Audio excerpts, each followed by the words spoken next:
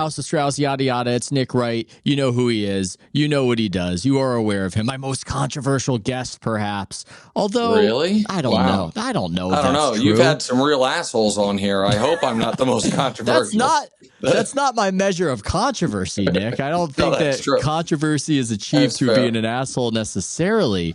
But I think in a sportsy way, I think you can get under people's skin just a bit. I don't know if you've ever heard that before. Have you? Well, yeah, I mean, that guy. Oh, by the way, it's such perfect timing because I've gotten under no one's skin more than that lunatic deBoer, your buddy. Who is he? Freddie? Freddie deBoer, Substack writer, yes. For the first time since the playoff loss, he popped back into my life this week. Sunday, November 10th, 4 p.m. I mean, I think the Chiefs game ended at 3:58 p.m. I get this email. Come on, man. Look, I get your whole shtick. I get it, but it's terrible fit for the undefeated three-peat team. Being a sore winner is worse than being a sore loser. You going on Twitter to gloat and brag after every single win, so ugly and lame. Be gracious, be cool, all caps, be cool. This stuff's going to make everyone hate you even more. 6 minutes later, a team that has to have 9 straight second-half comebacks is not a good team. I know you're smart enough to know that. Not a good team. Forget a great team, not even a good team. So, yeah. God. So, I guess I think he's the captain of the Nick Wright gets under my skin team. But, yeah. Well, I disagree with him there. I disagree with him on the Chiefs. This is one of the reasons we don't talk about the Chiefs. I happen to believe the hype about them, and if I was, they never lose.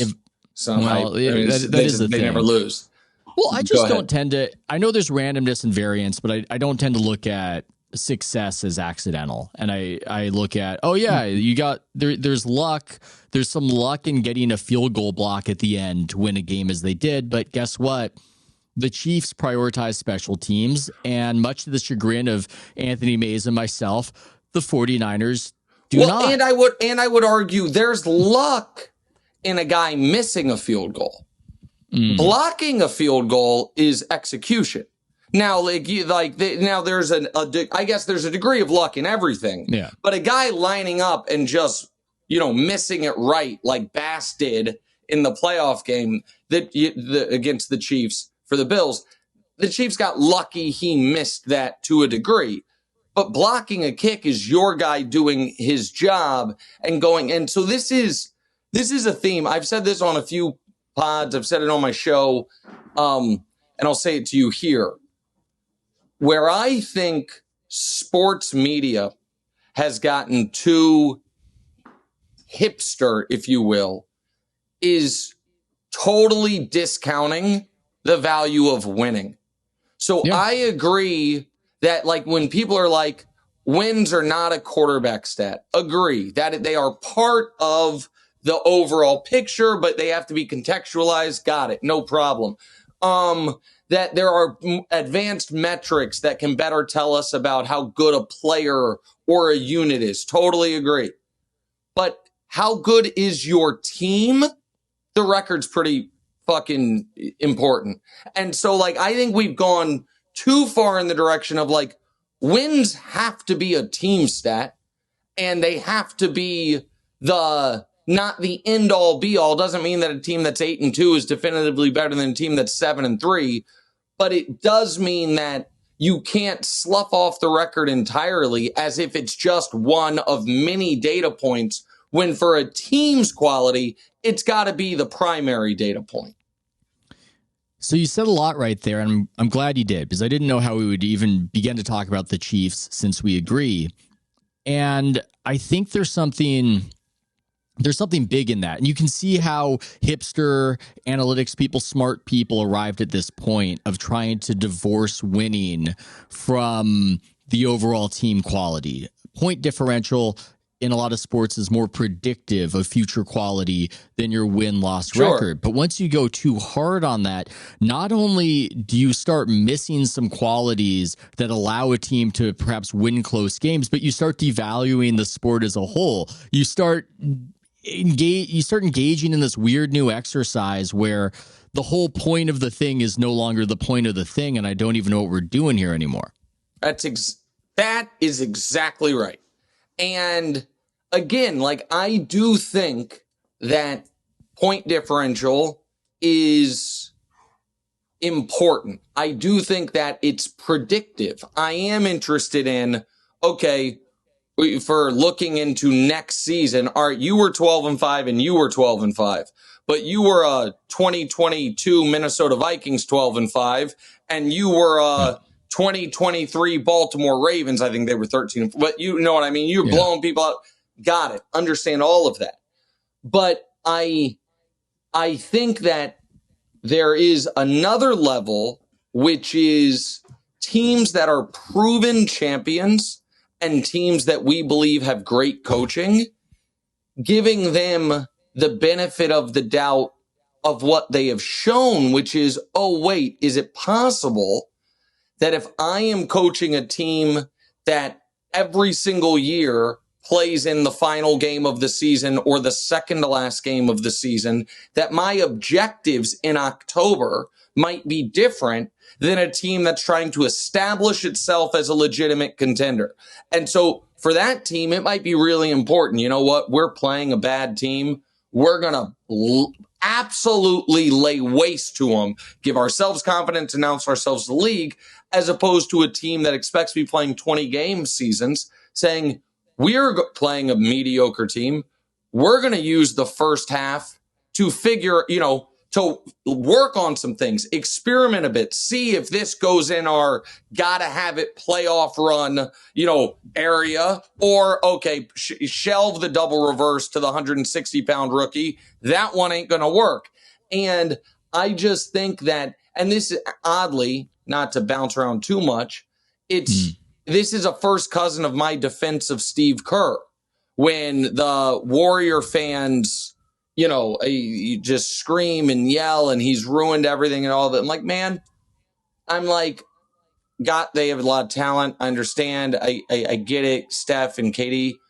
But when we have seen some of the most talented teams ever, forget not win 4 titles, not win 1 title, not make a finals, implode, then maybe do we think there might be a little brilliance in simply his ego management, you know what I mean, the soft skills, and that maybe for a team this talented is the most important. Like, I see it with people every year, the analytics folks, and again, I know I'm bouncing, are like, well, certainly this is the year Mike Tomlin doesn't have it. And by the way, I thought the Steelers weren't going to be good this year, but I believe in Tomlin. And they're like, well, yes, he did it last year, but here's why it was lucky. And I'm like, man, if you do it every single year, at some point that's not lucky. And I do believe in in sports in particular, some of the things that can't be quantified sometimes being some of the most valuable. I'm glad you brought up Kerr, because I do think being around him back in the day revealed some of that, what goes on behind the scenes that is informing the strategy that goes beyond what we can see and what we can quantify. And I don't know if he's as open talking about it nowadays. It was different back then. But the entire way he conceives of a playoff series was different than the way I would look at it, or I would just reflexively assume it would be. I would assume you go into a playoff series and you're just trying to win every game, and that's all that's happening. And I win one and you win the other, and back and forth, and whoever gets to 4, that's the victor. That's how I thought about it. That's not really how he sees a playoff series. He really sees it more like a boxing match where eventually one side just gives out. Or maybe I could give a different analogy. It's arm wrestling, and one side is just tired, and it's just. I like the boxing analogy one, or like you see it with.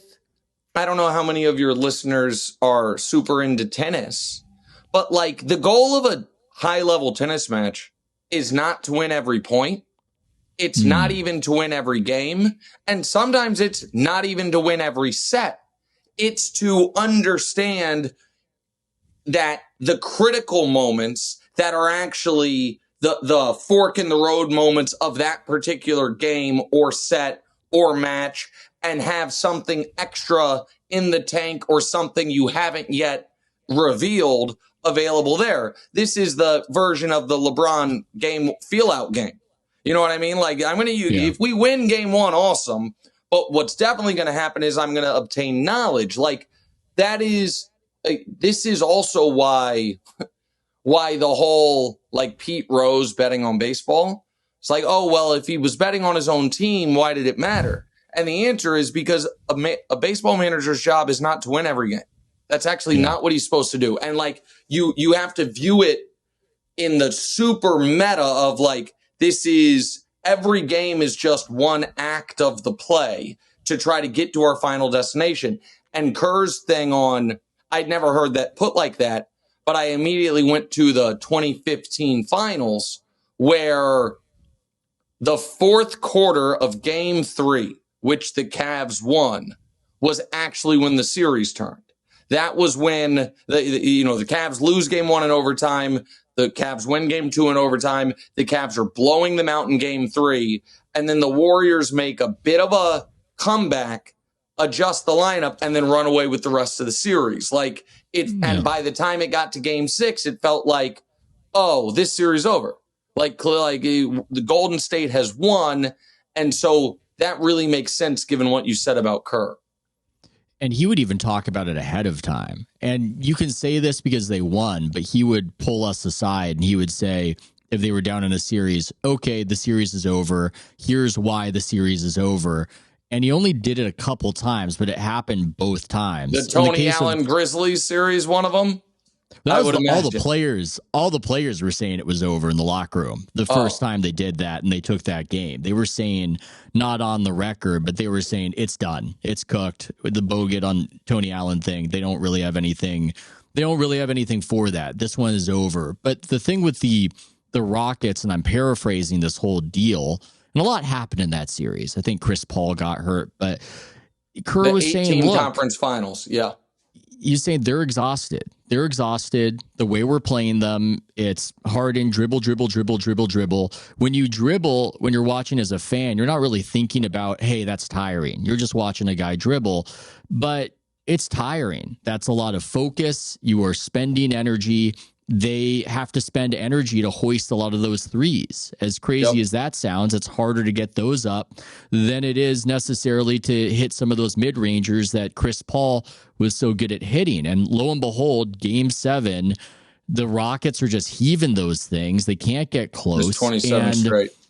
Yeah, I mean, it's dependent on circumstance, but there is something to that. There are things that I learned just being around him that made me go, oh, maybe Steve Kerr knows a little something about winning championships, as crazy as that might sound. I mean, maybe he knows something. I went in not knowing that he would have an edge, but maybe this isn't an accident. This just keeps on happening. All right, that's right. And I just, that is why, to bring it back to the Chiefs, I just find, I said this on the show today, and like 2 years ago, there was skepticism about the Chiefs, which is why when they played Buffalo at home in week 6, they were home underdogs. And that was because the Chiefs hadn't won a Super Bowl in a couple years. They had traded away Tyreek Hill. The last time you'd seen Mahomes in a huge spot in the playoffs was actually the only bad playoff moment of his career, the AFC Championship game in 2021. It's like, oh, okay. That was, you know what? That was legitimate, warranted skepticism. Got it. Last year, when people were like, oh, Chiefs are not the same. Yes, they had just won the Super Bowl, but they lost 4 out of 6 games. For the first time, we saw the team really struggle offensively. I disagreed with the take, but it was a defensible take. Like, oh, okay, they're not as good as they were last year. This year, they've played arguably the toughest schedule. They are better in any way than they were last year, and they never lose. And people are like, What's wrong with them? I think it's fabricated. I don't This is where I do disagree with you. I think people believe. I think you're looking a little hard for the Chiefs doubters. I think they've beaten us into submission by now. They were underdogs to your Niners, who are not that good. They are underdogs. But this is a legendary great team in the midst of its apex. And so it's not that they're being right now. They have the same odds, give 10 cents to win the Super Bowl as Detroit. The Niners were the favorites in the preseason. They're underdogs this week to Buffalo. They have been, since they last lost a football game, Ethan, they've played 15. They've been underdogs 5 of them. 5 times, a third of the times. So it's not fabricated. And it's not and people are, it's not that people are like, they're not good, but people are, they're not as good as their record is. And they are an unstoppable juggernaut is what I'm here to tell you. They have the best quarterback in the league, the best defense in the league, the best coach in the league, the best special teams in the league. And so I think that while there isn't the level of skepticism there was last year, there to me still is. We are in the midst of something the NFL's never seen, and I'm not sure. And by the way, they might lose this weekend. I didn't think they'd go undefeated this year, and I still don't think they'll go undefeated this year. But they should never be underdogs. Until further notice, with a healthy Patrick Mahomes, they should never be underdogs. I think people are just maybe tired of it, and maybe that's infecting some of the analysis. If I do agree with you that there isn't enough respect, it might come from that because they're more of a defensive team. I found myself rooting against them when I picked them in my survival pool. It was just reflexive. It was just Pavlovian. I couldn't help but root against myself in that way. And maybe that's infected the betting public, that they just, as with the Patriots back in the day, at some level, want to turn the page. And as much as people want dynasties, they also want to root against the dynasty when the dynasty is here. Fair enough. I mean, that's fair. And people probably don't want to hear me wax poetic about Kansas City more. So we can do other things, but I think we're in a really, really special time in NFL history. And I mean, there haven't been 10 winning streaks longer than the one the Chiefs are currently on, and every single one that's longer is an all-time legendary team. And so while I don't think it would be good for them to go for an undefeated season, I also obviously don't want them to lose. So I would like them to keep running this up. Okay. I've got a crazy hypothetical for you right here. A crazy take-spin hypothetical. Because you recently, and it was very funny, you backed away. You guys did a great job with it from your pick of the Bears, the contrarian bold pick of the Bears to make the Super Bowl. Yeah. If the devil himself had visited you in preseason and he had offered you, look, it's just one of two options. One of two options.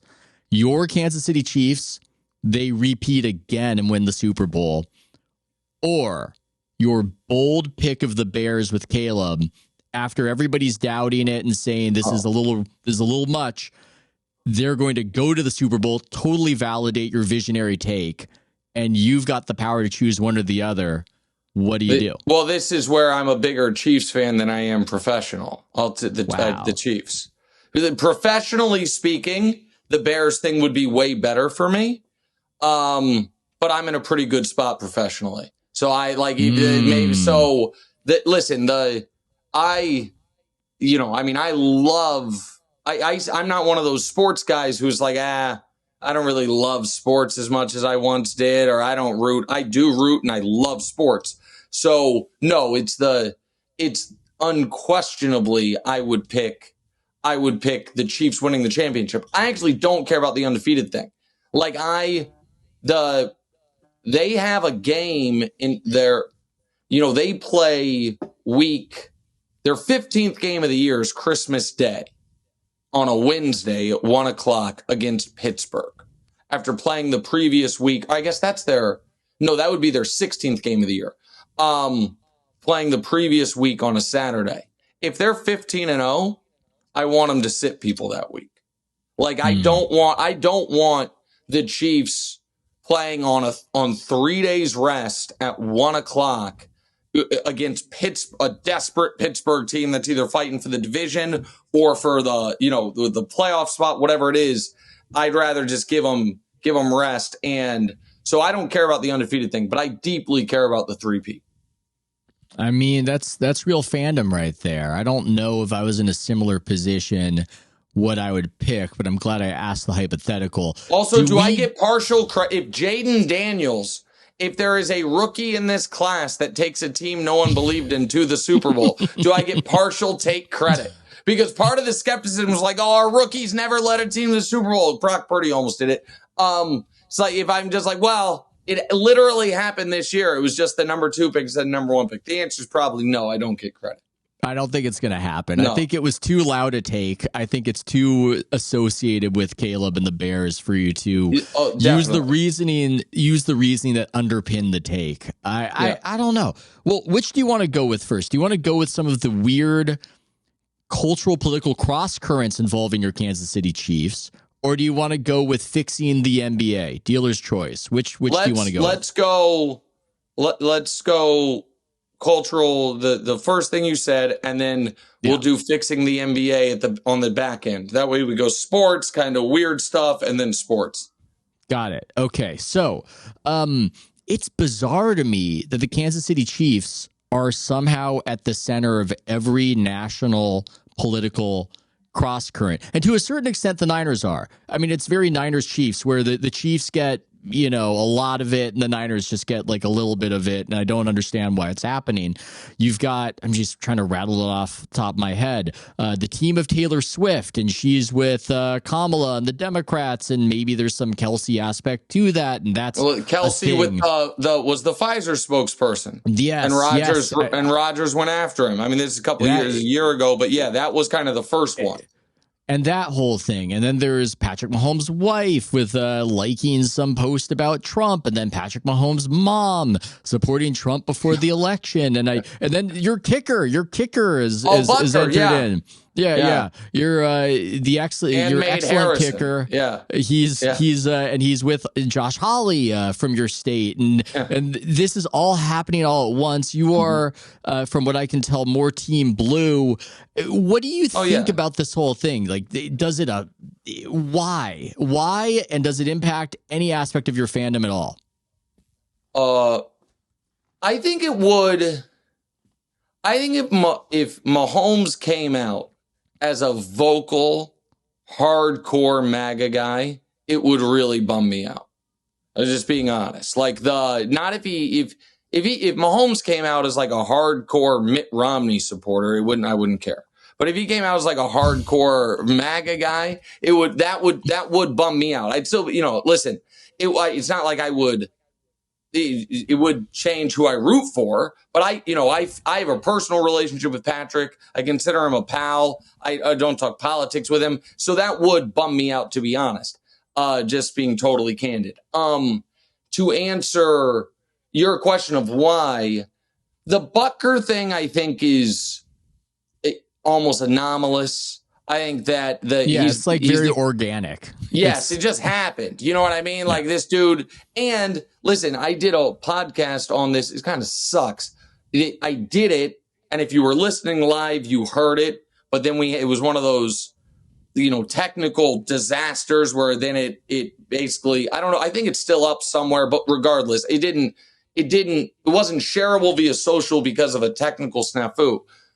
I had a thing on Harrison, which was, if you look at him through the lens of he's just a Christian fundamentalist, just makes sense. Like, we don't use those terms very often, but we use it for other religions quite a bit, where it's people mean it pejoratively when they say something like that. Somebody who says fundamentalist would mean that pejoratively.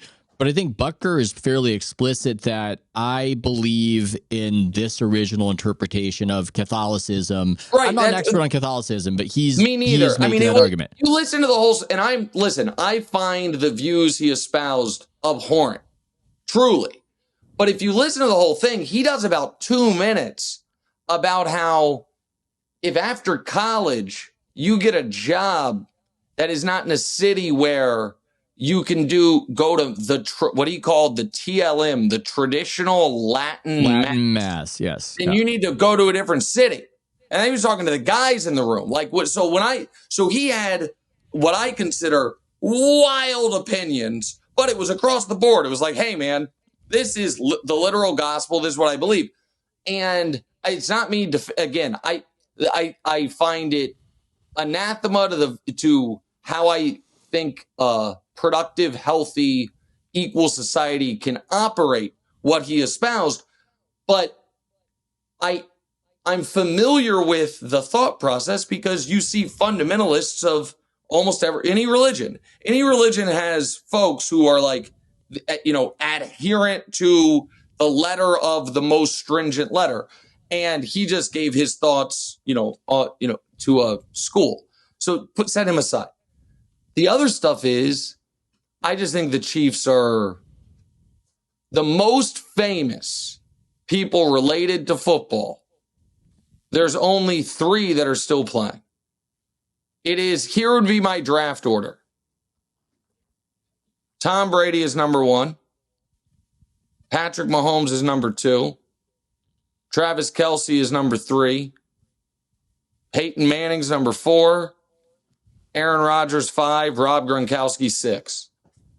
I think those are the 6 most famous football players there are. 3 of them are retired. 2 of them are on the Chiefs. And the one who's not on the Chiefs, guess what? He's in the political crosshairs all the time too. So I just think when you are that famous, there's going to be, stuff that tangentially affects you, because Patrick has never said anything political, but he's associated with politics because of his wife's Instagram and then the one post and his mom making that video. Travis doesn't really talk politics, but defended his endorsement after Rodgers went after him. And so I just think they're very, very, very, very famous in a league that oddly doesn't have that many truly famous people.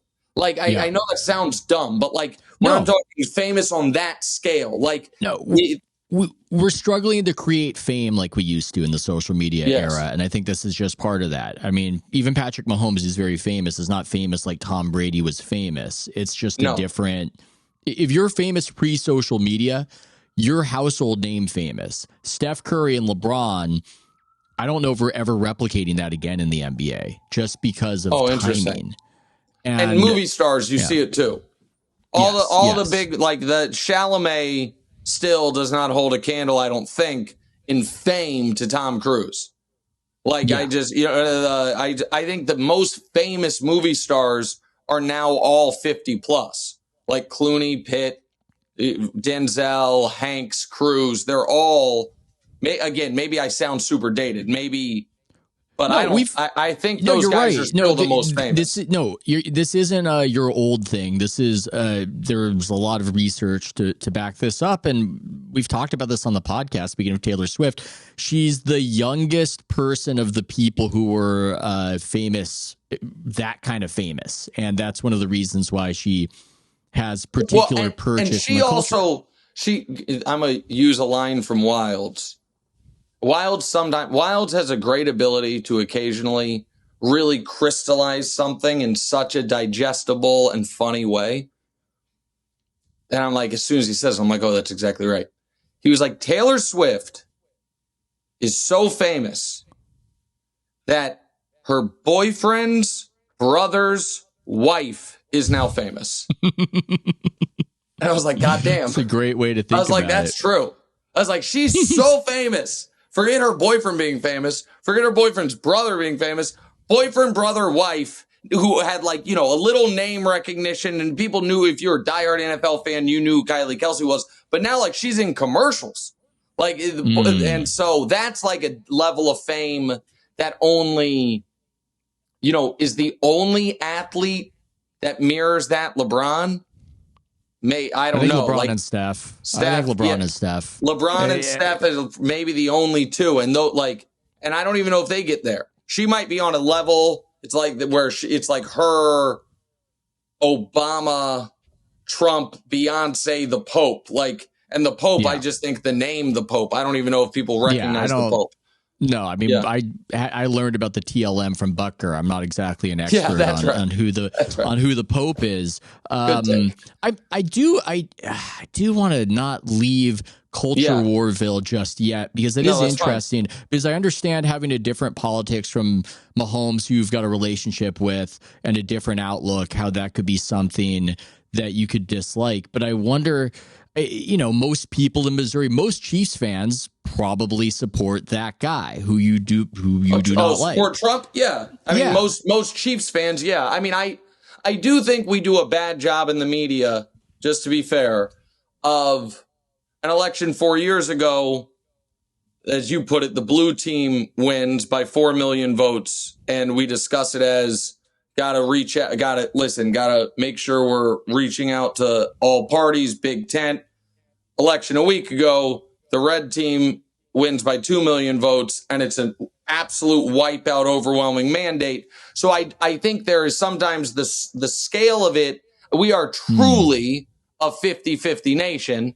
And so I think that means most very popular things are 50-50-ish, but I recognize the NFL leans more conservative than, America. So say the NFL is 55-45, and then Midwestern team, now we're probably 60-40. I don't think it's, 75-25. I don't think it's 80-20, but I think 75-25. If we're talking about a male skew in the Midwest in a state that's being 20% decided, I don't know if it's 75-25, but I mean, it's an interesting topic to me too. But sure, whatever it is. You are a representative of the Red Kingdom, of however you want to put it. Yeah, sure. Chiefs Kingdom, however we want to say. I mean, I'm referencing it. Was it the Tech? No, I know. Song?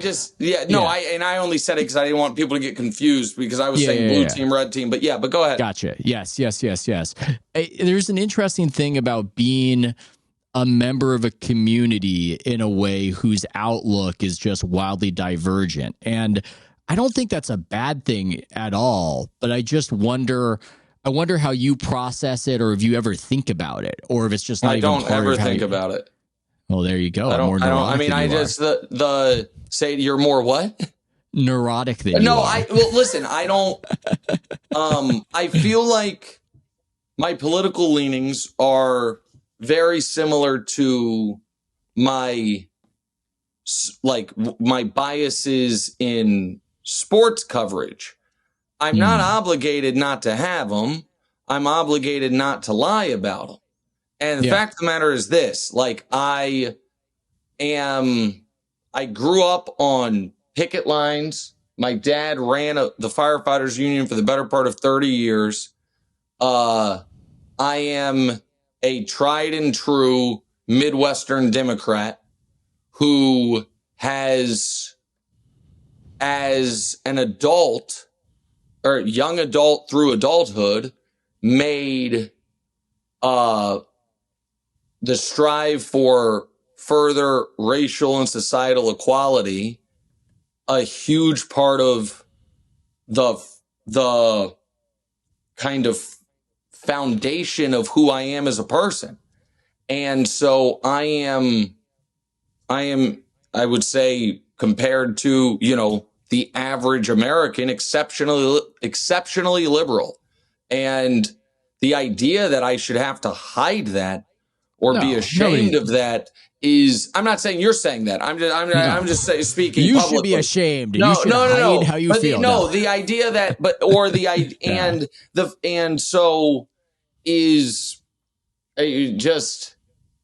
I just don't buy into it. And I learned a lesson years ago, self-taught really, as far as how I do it in my sports media stuff, because I was listening to someone whose politics I totally agreed with, not disagreed with, agreed with. And I turned on their podcast and they started talking politics, and I got bummed because I was like, damn it. I wanted to hear the sports. And so that was, to me, really telling. I'm like, oh, if I already know this is going to piss off the people who agree with me, and even the people who disagree with, or I'm sorry, I said it wrong. If I already know there's going to piss off people who disagree with me, and even the people who agree with me, some of them will be like, damn it, then save it for when you really, really got something to say or something really meaningful happens. And so that's kind of how I've done it. Like, I feel very passionately about guns. When I feel the need to speak on it, I do. I obviously, your listeners can maybe tell from this, have very strong opinions about Donald Trump. I didn't speak so much about that because it almost felt like, man, that ground is like that. Yeah. So there's other people on the watch. Like if I had thought of something to say that I was like, no one has made this point, then I would go out and make it. I'm like, yeah, you know what? We're pretty well covered on that front. And so I don't care. And I understand there are some people, the most extreme, who, when they hear my self-admitted politics, are going to be like, fuck that guy. I'll never listen to him again. And my answer to that is, okay, if knowing how I feel about these things you're so brain melted that you can't enjoy what is just objectively brilliant content such as Mahomes Mountain, then fuck off. You know what I mean? Like, it's just like, I'm not like, fitting in my political takes in that. And so I just I'm not worried about it. I'm just not worried about it. Well, I think you've got the right mix. Even though I'd say sometimes you've said things that I don't agree with, you're not hammering people over the head with your opinions on politics and culture on your sports show. You've got your compartmentalized space with your podcast where, hey, if you want Nick and you want all of the Nick, then that's the place that you go to for that. And this was almost weirdly a little like the analytics conversation where there's no real formula for what we're talking about. There's no real, you should never talk politics. That's totally wrong. I don't know if that's accurate, but it's also not the case that in certain places you should always be doing that because of the weird issue you've identified, which is even if it's somebody you agree with, you might not be coming to them. Might just be bummed out of it. I might be trying to like escape from it. Or I might, just not want to. And so it's just, go ahead. I call it, no, I'm sorry. I call it the sardine problem, which is that because you saw a lot of this after Trump got elected, a lot of people in sports media were talking about this stuff all the time. And then when people sort of fell off or didn't like it, they said, well, I don't even want those people because they're the other side. And I would think sometimes it might be your own side because there are people who like sardines. Sardines have a lot of umami, but if they go to the vending machine and press E4 for a Reese's peanut butter cup and the sardine flops out, it's not even that they're anti-sardine. It's just, it's not what I came here for. Well, that's kind of like an old, I've heard this lesson from various, media bosses throughout my life, which is like, if you take over the McDonald's and you have the world's greatest pepperoni pizza recipe, like it is objectively the best. And so you get rid of all the burgers and you have the best pepperoni pizza that's ever existed. Guess what? People are still going to be pissed because they pulled up there expecting something. And had they wanted the pepperoni pizza, they'd have gone somewhere else. So I do get that. I also think sometimes that can be a bit of a cop-out. Like, I think that, speaking to kind of bring them together, I was at the Chiefs parade and there was a shooting, an active shooting that we had to flee from. If the next day I'm on TV, I'm so afraid that I'm going to alienate my most, adamant 2A members of my audience, then I'm a coward. Like, no, like that was a unique thing that I experienced, and I'm going to talk to you about it.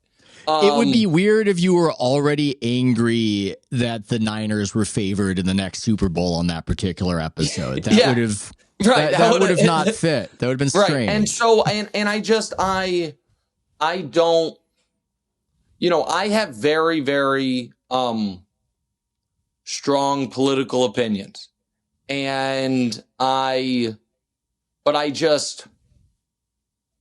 think I've done a good job in how I present them and when I present them. And I don't love, without, I guess maybe a bit of a cop-out, but I apologize. Without naming names, I don't love when people in the sports media space who I think also have strong political opinions play the both sides thing. I really don't like it. And I feel like am I being talked about right now? No, I'm not talking about you. Maybe I could be. I don't. It's possible that you do what I'm talking about, and I'm just not as in tune to it. I think you owe it to the audience to either never, like, truly stay out of it entirely, or own what you believe. And I did a thing a few weeks ago before the election where I said I really, really don't like this idea that we shouldn't, quote, judge people positively or negatively for their politics. I was like, I want to be judged for mine. I was like, I think your politics are a massive amount of what makes up your character and who you are. And I will let, for the audience that opts into the podcast and opts into when I say I'm going to talk politics, is really deep into it, I'm going to lay to bear what I feel and what I believe, and I want you to judge me for it, for good or for bad. Like I have, and the example I used is, I have some buddies in the poker community who are single issue voters, and that single issue is Bitcoin. And when I tell you it would not matter what a candidate had done. It was purely, who do I think is going to be best for my Bitcoin is who I'm voting for. And I said, then I'll say now, judge those guys for it. Doesn't mean like I'd never speak to them again, but I think that is a very selfish way to view the world. Like, oh, okay, if you're looking at this as purely a simple binary question of, for me personally, which person, the only thing that matters is where is going to make my Bitcoin profit go higher, I judge you for it. And it doesn't mean, and I think that's reasonable. So I don't talk about this a ton, but I also don't like folks who I think really feel strongly one way, whether it's conservative or liberal, and try to play patty cake and pretend they don't. Sorry, doorbell just rang. That's my dog. I have the fluffiest, friendliest dog, but he sounds like a ferocious guard dog. And so when the doorbell rings, he runs and goes. I thought a Great Dane just landed right next to you. Yeah. It's funny. No, sorry about that. I do. So I have a difference of opinion on that. I don't think we're going to reconcile that. I actually think people's political beliefs are more incidental to their character, and, their quality as a person is, I think, overwhelmingly defined by just how they treat the people around them. But I'm relating to you in the sense of, it's hard to know what the rules are for how somebody operates in this space. And I don't know what counts as a cop-out or not a cop-out. I don't take any formal partisan positions. I think I wrote something about it maybe a year ago about what my general rules are. And I have my own reasons for that. But I disagree with the idea of looking at one's politics as reflective of character. I think character is more, in my estimation, defined by how you treat the people around you. And I tend to think that people. I think how you treat the people around you is indicative of how polite you are. And I think that politeness is overrated. I'm not talking about that. I'm not talking about how you treat. Values are underrated. I'm talking about something deeper than politeness, although you should be nice to waiters. I do think that is reflective of poor character if you're not nice to a waiter or waitress. I would say that. But yeah, we all have our own rules. I don't know if my rules are correct for myself. And I could easily see somebody saying, that's a lot of BS that you don't take a position or side with a particular candidate. But I've got my own reasons for doing that. I worry about what happens if I'm formally identified with a team, not just for my ability to try to reach different people from different perspectives, because I think once you become identified with a team formally, it changes things. And a lot of people close themselves off to you who might otherwise be open-minded. They might do that anyway, because they just regard you as part of a team because of what you said, but I think it's more so. And then I worry about what happens to myself if I formally identify with a team or a candidate. That's another thing that I worry about. Then does that put me on tilt where I'm trying to not view things as honestly as I might? And then the other part is, the coward's part is, I don't want to own anything anybody does. I don't want to support a candidate and then they do something and I go, oh God. Oh, well, I guess I don't know. I mean, I guess I look at things very differently. We can do the other stuff, but I don't feel like because it was very I don't look at it as I identify as a Democrat or a liberal, and therefore whatever the Democratic Party platform, I have to answer for it. What it just means is in our current political system, in most elections, one of two people are going to win. And in general, with some exception, I am going to check more boxes of agreed values with the liberal candidate than the conservative candidate. And like I said, there's something, right. I live in New York City. There's a Democrat mayor. This guy, now I voted for his more liberal opposition. However, give me who was the Republican who ran this town? Bloomberg? Was Bloomberg a Republican at the time? Bloomberg and then Giuliani before. No, not Giuliani. Bloomberg. No. Don't give me Giuliani. I'll take the Nick cop loves over Giuliani. And so the takeaway, awful announcing. Nick Wright loves Giuliani, especially the work he did in 2020. But his whole career started a race riot with the cops. Whole thing back with but no, I get that. I just view it differently. But go ahead. We can do the NBA stuff. Yeah. Well, okay. So thinking about this, there are a variety of ways to go. You came out and you said the NBA, trouble ahead. You got to do something. Now, it's interesting because they've signed this huge deal. They've gotten the bag. They've gotten the $76 billion, unless, I don't know, some regulatory agency says that they've got an issue with Warner Brothers. I don't think that will happen. So they have the money. Adam Silver has done what he should do.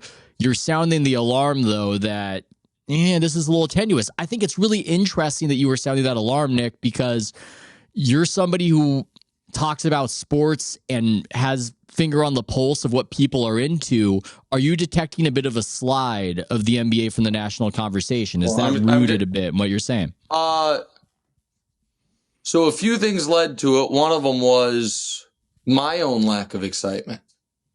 I was like, oh, that's a problem. It's like NBA season was opening night.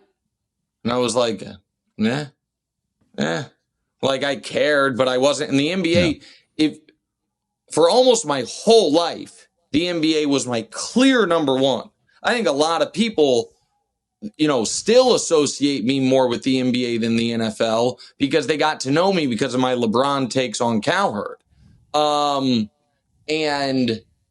so that was a concern, but the other two things are just obvious to me. And it was so annoying because these self-important Celtic fans and media and bloggers are like, oh, the Celtics are so good. Nick Wright wants to change rules.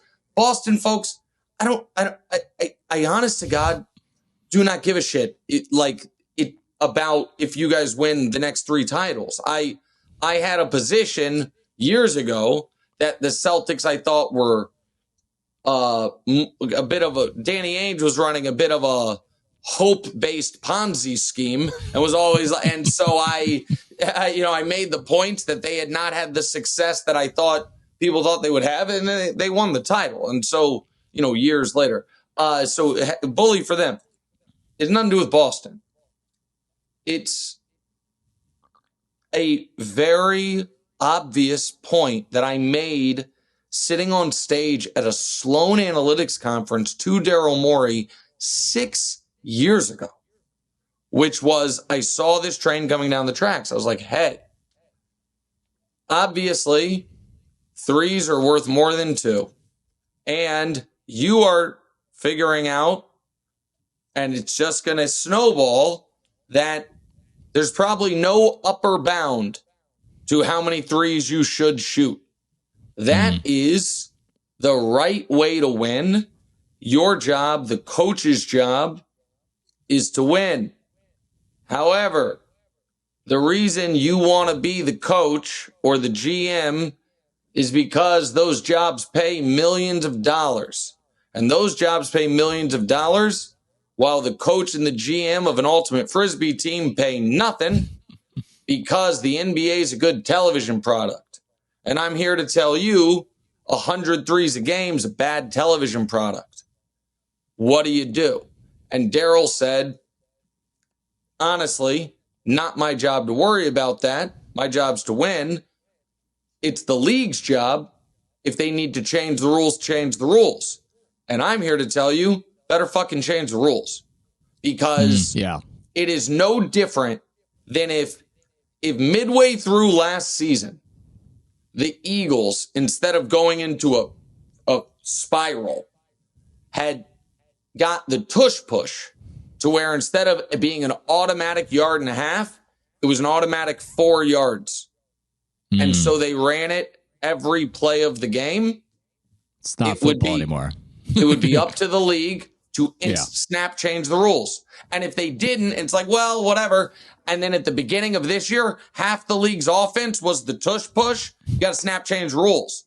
And when you have incentivized an athlete as dynamic and explosive as Anthony Edwards, start shooting 12 threes a game, you're going to turn off your audience. Because at its core, what makes the NBA, every sport has its own thing that makes it special.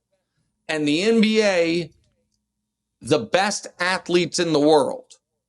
That's if the league has a tagline, best athletes in the world.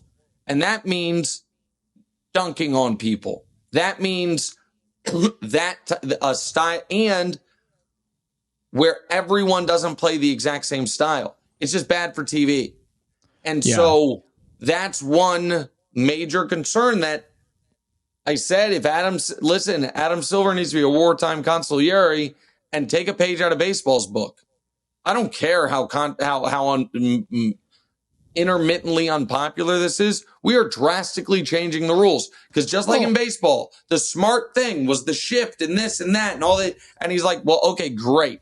The fans don't like it. It's bad for the TV product. We are the entertainment industry. So we're going to change the rules. So that's what I think it's obvious.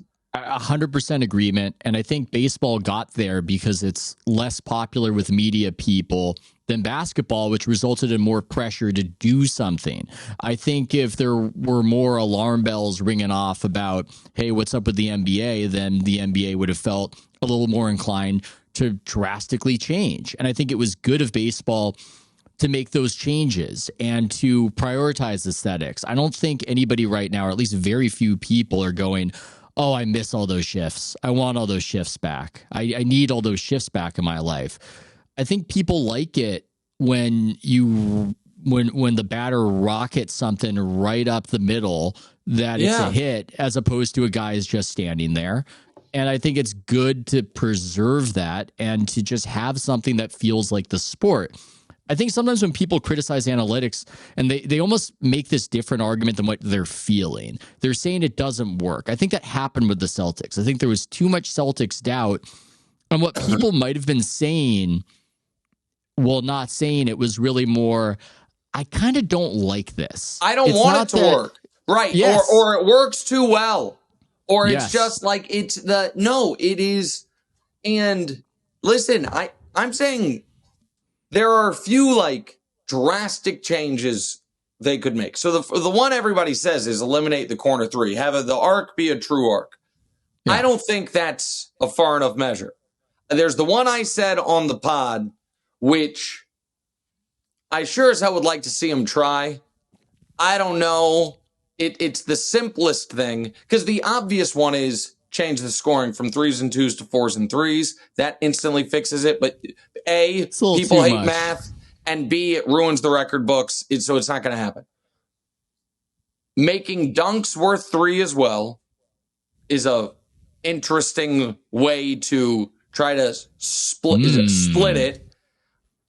And the other one is, listen, do whatever you want, but just so you know, every team is capped at 15 shots a game that count for 3 points. So once you know what I mean, do it as fast, however you want to do it. But just so you know, you are maxed out at, so it's not like the points won't count anymore, but there'll be 2s. Like you're capped. And so, and I came up with the number 15 kind of off the top of my head, but like I don't know if it was Holland. I get them confused all the time, so I apologize. I don't know if it was Goldsberry or Hollinger, the one who suggested years ago, every team picks their own 3-point line. Like a baseball stadium you pick your own, outfield fence. He's like, you want to have no 3-point line? So be it. You want to have a 3-point line that's at half court. You want to and you can change it just yearly, but based on the strengths of your team. So and so you're 41 games a year. So you would have to build a team that can work in a bunch of different environments, just like there's different the Green Monster, the short porch at Yankee Stadium. It's like, oh, that's interesting. But it's going to take something seismic, because this is just going to get, right now, I think there's 20 teams that take more threes than the 2017 Warriors. It's insane how quickly it has gotten there. And then the other one is, do the guys actually want to play games? Which is a problem in and of itself. Yeah, I would hope they would take all this money and make the reforms that they seem to have the capital to be able to make. I was even feeling some of what you were feeling watching that great Steph versus returning Clay, where the emotions were incredible, and it seems like that was a very ugly breakup that they have to pretend wasn't an ugly breakup, which is interesting in of itself. And even then, at points in that game, it just feels like flipping coins. Like one long three, does it go in? One long three, does it miss? And even then, I was feeling a little bit of that decadence, all the while enjoying how spectacular that game finished. And also, the other thing the NBA, I really think needs to do is, since they've now signed the new deal, take it on the chin ratings-wise and stop focusing and showcasing your 3 superstars who are 36 plus, Steph, LeBron, and KD, and prime the audience. Make Anthony Edwards and Tatum and Luka and these other guys feel important, because they're getting the big time slots throughout the year, because they are on 4 years of borrowed time from LeBron. It is a miracle this dude's still playing. And all of NBA history tells us Steph should have been bad 2 years ago. And that by NBA history precedent, this should be Steph's last year. It obviously won't be. But they have really been living off, LeBron and Steph, and to a lesser extent Durant, for so long that they can't. I almost look at it like, in a weird way, not to be political, but like get political again. But it's like, if you know we're running out of fossil fuels, and it's like, man, but people love them and they're easy. And it's like, yeah, I get it. But in the meantime, should we try to, transition some people? I thought you were going to compare one of the stars to Biden. I can't even believe he's taking No, because these guys are still great. But it's like, we know the end is coming at some point. Should we get people prepared for the next thing? And they don't seem interested in it. And then you have I think there are a lot of flashing red lights for the league. And I think when the most popular sport is a sport where guys fight and claw to be able to play in every game, it's a tough juxtaposition to preliminarily ruled out. And by the way, since we've been doing this load management stuff, we've seen no decrease in injuries. We've seen none of the supposed benefits from it. Yes. I wonder, let's talk a little bit about baseball, because I think it's a very underplayed story that baseball, their championship is getting more watched than basketball. Obviously, if you have Dodgers, Yankees, that's going to be a special situation. But think all those games got more viewership than NBA Finals has for years. And I think we've talked about how this weirdness of baseball not being a national sports talk show sport, right?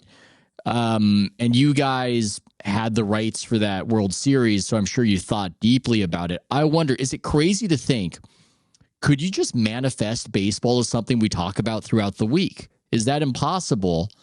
Or does it just take some vision for somebody to go, I think I can make it happen. We're bringing baseball back. NBA is on the wane a bit. We got Ohtani, we got Judge. It could be part of the scroll. It could. I think I'm very interested to see how it's treated next year. Like next year, because the other thing baseball is going for it is, during its season, is when there's no football. Like, obviously, the end of their season, there's football, but like in the lead up to the season and then the bulk of the season, there's no football. So we're always searching for topics on the show. So does the fact that these playoffs were so great and the World Series was Yankees Dodgers, does that lead to, we do, the Aaron Judge, how much pressure is he under to deliver this year the way we would with other athletes, except for, of course, Lamar Jackson, who, if you question his postseason resume, you're just a total hater who doesn't understand his brilliance. But we do it to Joel Embiid, James Harden, and Aaron Judge, who have the identical postseason and regular season resumes. But that's a different take for another day. Yeah, well, it's one I agree with you on. The 26 sacks in 6 playoff games is pretty ugly. That's one note I have for you guys in your quarterback conversations. You don't sacks or quarterback sacks. You don't talk enough about, and I think some of that is downstream from how baseball, they would have batting average and they would sort of show these stats that showed something, but not everything. I think sacks are often not in the top line of the quarterback stats. You just like that because Purdy doesn't take them. It's more because this is Caleb a reverse engineered Purdy. Yeah, no, Caleb's taking a lot. You ain't wrong about that, man. Caleb's running himself into sacks, holding on to the ball. Yeah.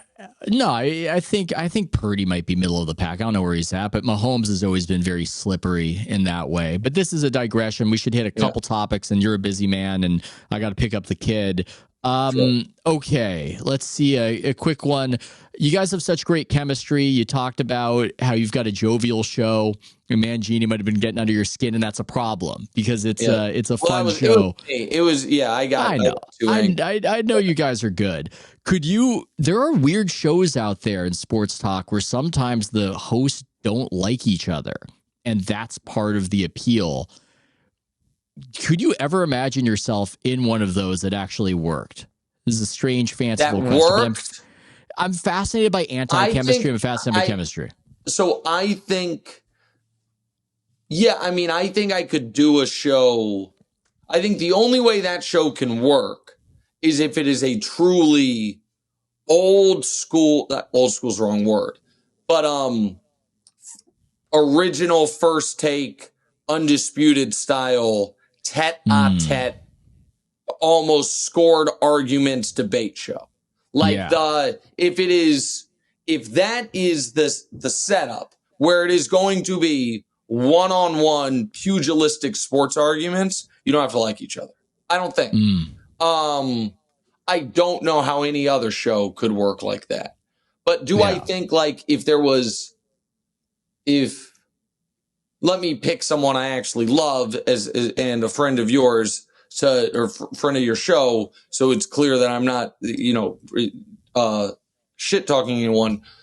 If I, instead of loving Bomani, actually hated him, do I think he and I could do an hour-long sports argument show? Yes, I think that could work.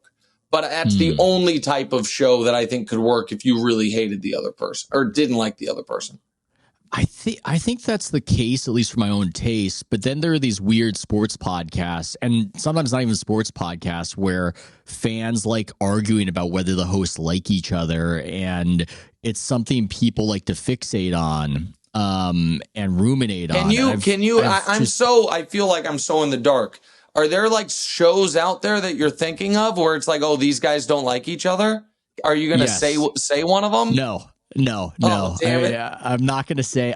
Maybe later I'll tell you. But people knew Mike and the Mad Dog back in the day was one of those shows where the guys didn't like each other. And I guess it's on my mind because of the Warriors thing. I oddly think radio's different. Tell me. Well, so much of TV is visual and do you look comfortable? Do you look like whatever it is? No, I think I could do a long radio show with someone I didn't like because you can just be quiet and like you can be. So I've done radio.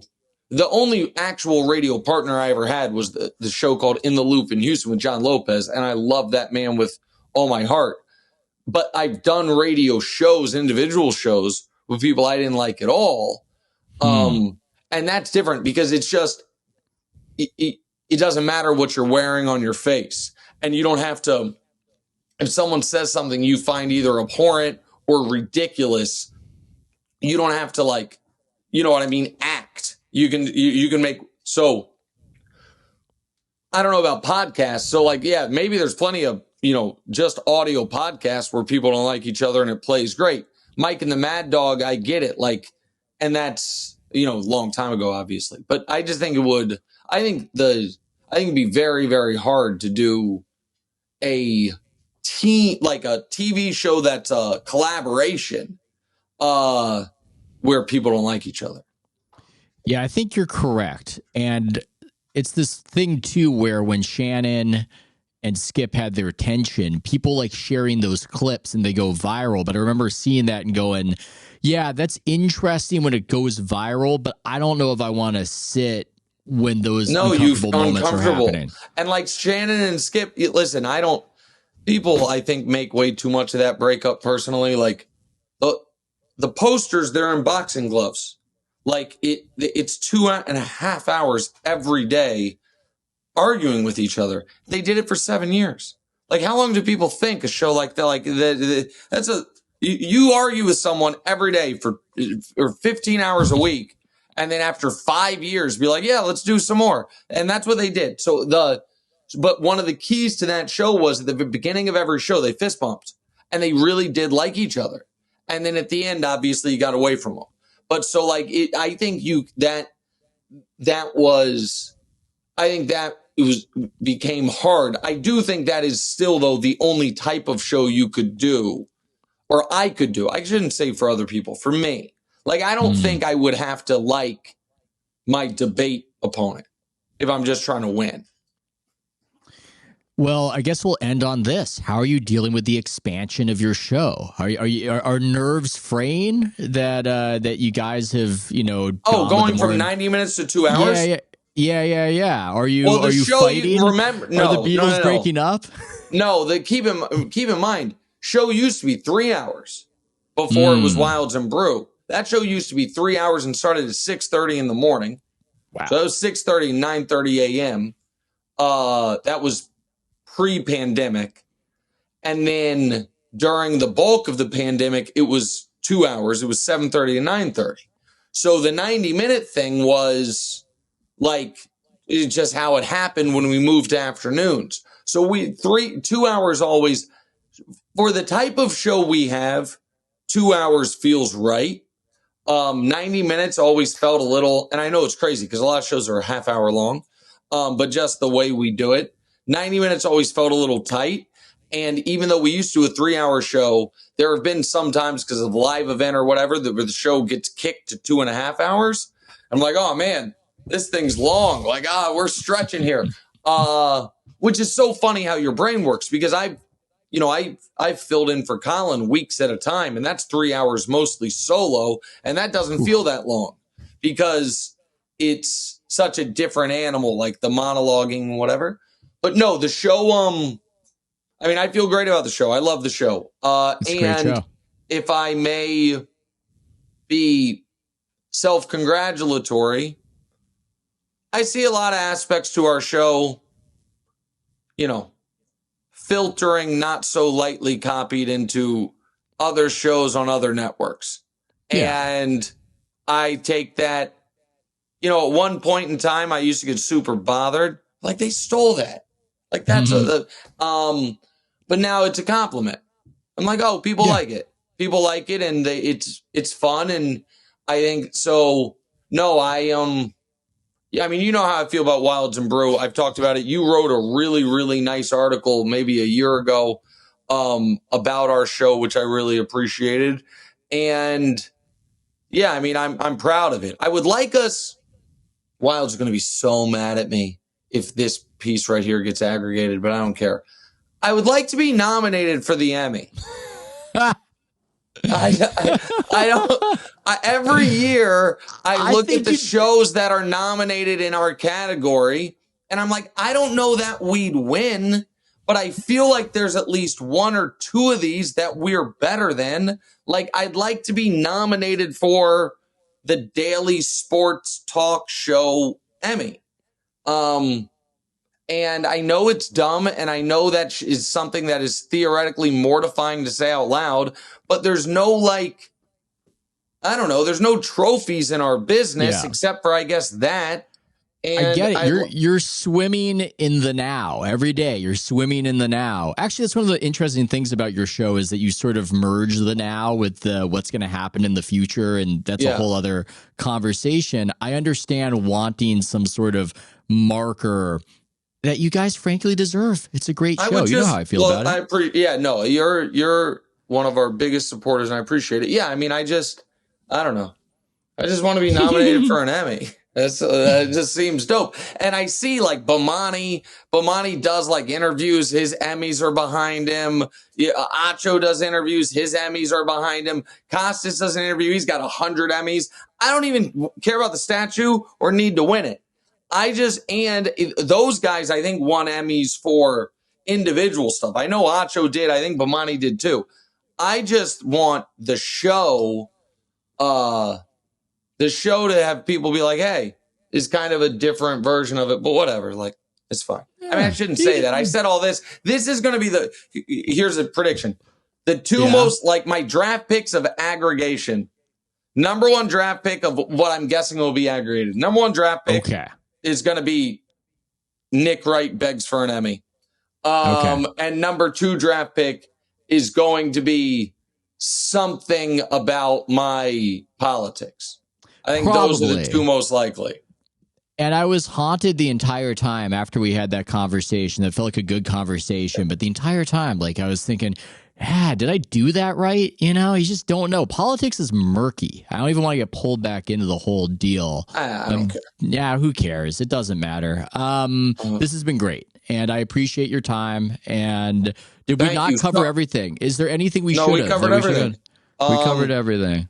No, at the one thing I will say is if you'd like more of my potential whimsical politics or my winning 5 weekly football picks, What's Right with Nick Wright, the podcast for the podcast listeners and YouTube show. That's good. That's one of the coolest, most rewarding things I do is that, because I do it with my son and he's out in LA. And so it guarantees that I get real time with him a couple times a week. So that's great. TV show's fun. And there'll be more. If you're a poker player, in a few months on the Poker Stars YouTube page, the latest edition of the big game is me, Rob Gronkowski, Phil Hellmuth, Antonio Esfandiari, Phil Locke, and others.